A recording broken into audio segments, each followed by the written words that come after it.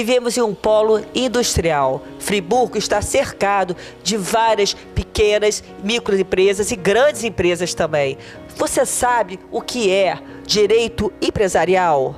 Então, vamos saber um pouquinho dessa importância, saber como isso acontece e como isso pode ajudar a você. Nós vamos conversar com o Dr. Elber Nogueira. Vem comigo, vamos saber um pouquinho mais sobre isso. Vem. Tudo bom, Elber? Tudo bom, Geisa. Que bom ter você aqui. Fico feliz também.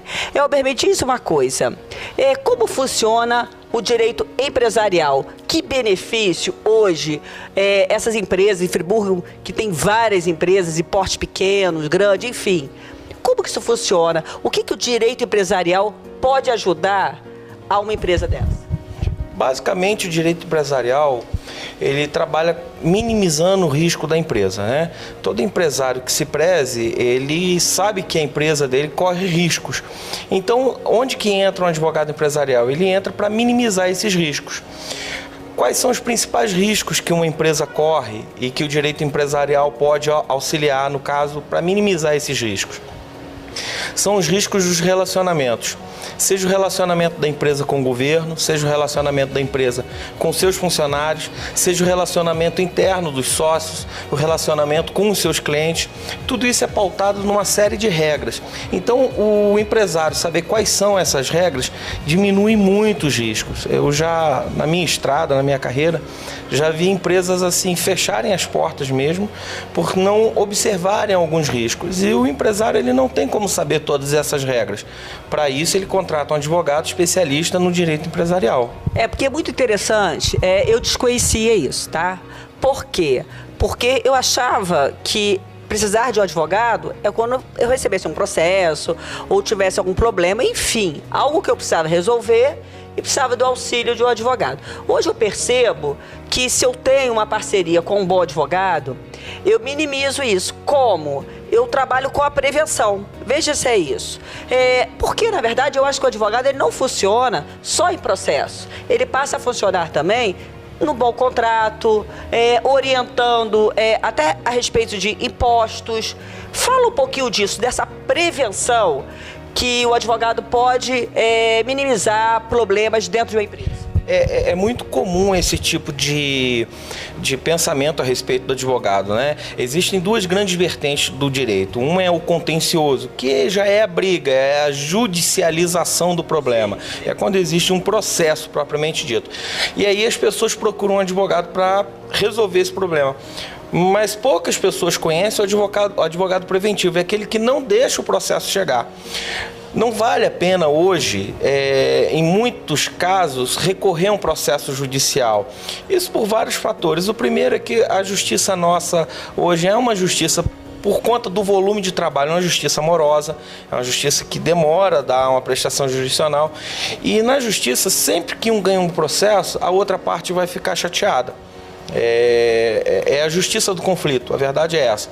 Então, você trabalhar preventivamente, você evita que esse processo chegue até a justiça, né?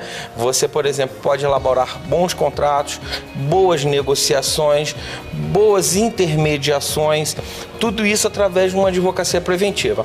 Eu costumo dizer o seguinte: quando você quebra um braço, você vai procurar um médico para proceder ou um gesso ou uma cirurgia. Esse fazendo paralelo, é o advogado do contencioso. Mas quando você quer prevenir a sua saúde, você faz o check-up anual, você procura um nutricionista, você procura alguém que não vai deixar que a doença chegue até você. Eu acho que esse paralelo a gente pode fazer.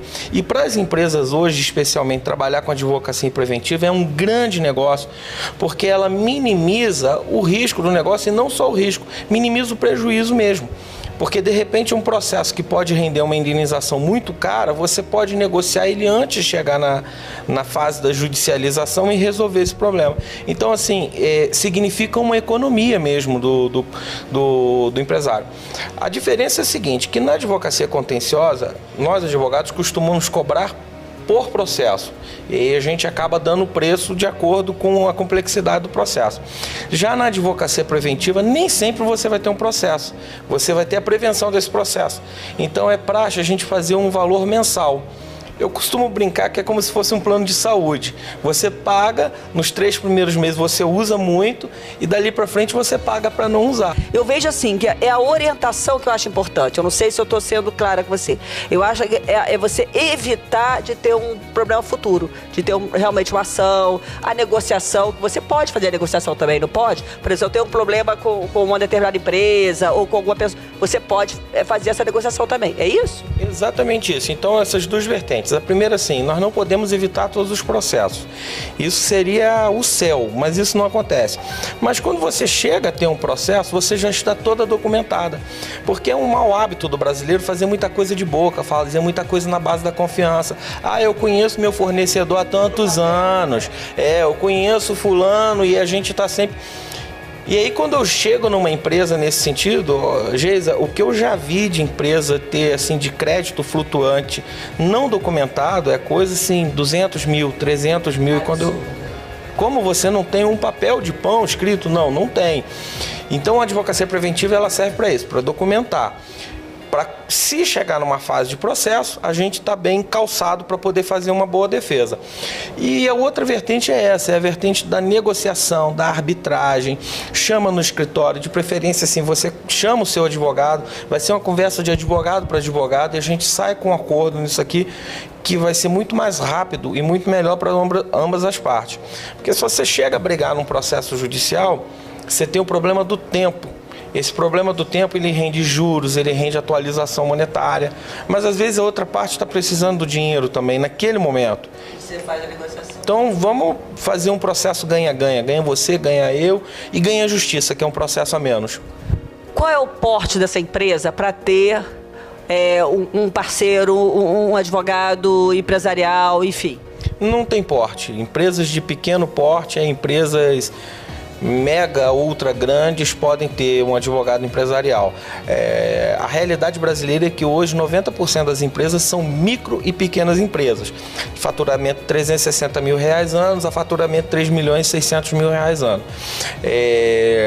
O grosso das empresas de Nova Friburgo também são essas, pequenas e microempresas. Eu digo o seguinte, você tem um funcionário, já dá para conversar. É muito interessante também, eu fiquei, enfim, lendo um pouco sobre isso, para poder vir até conversar com você, é que hoje as redes sociais trabalham contra e a favor. Como? Ela vale legalmente, né, num processo, vale como documento, um WhatsApp, por exemplo, um e-mail, isso é fato? É fato, é fato. Dentro de um processo, você tem uma valorização das provas, que é o juiz que vai valorizar essas provas. Mas se você diz, por exemplo, que não tem como pagar e posta foto em iate, posta foto em Angra, posta foto, e você leva isso ao juiz, isso pode ser encarado como, por exemplo, uma fraude de execução, uma fraude a credores. Isso pode dar problema realmente. Quer dizer, o ideal é estar orientado, porque senão você se mete em situação realmente complicada, né? Quer dizer, às vezes você responde sem maldade numa pessoa no WhatsApp, ou fala uma coisa indevida, né? E aquilo ali está registrado, está valendo como testemunha, está valendo como documento, é isso? É mais uma vez a questão do relacionamento. Se você tem um relacionamento com o seu cliente, por exemplo, e esse relacionamento não é pautado na verdade, não é pautado na lealdade, isso pode gerar dano moral. Dano moral hoje, assim, ele existe, ele está aí, de fato. As ofensas, elas são passíveis de punição. Se você não se relaciona muito bem com o governo, por exemplo, só nega impostos, ou não cumpre os regimentos que o governo impõe a você, as multas também são pesadas. Então, assim, procurar manter bem os relacionamentos, a gente usa até uma palavra bonitinha, né? Manter bem o seu relacionamento com seus stakeholders, sejam eles externos ou internos, e entender qual é a regra que pauta esse relacionamento.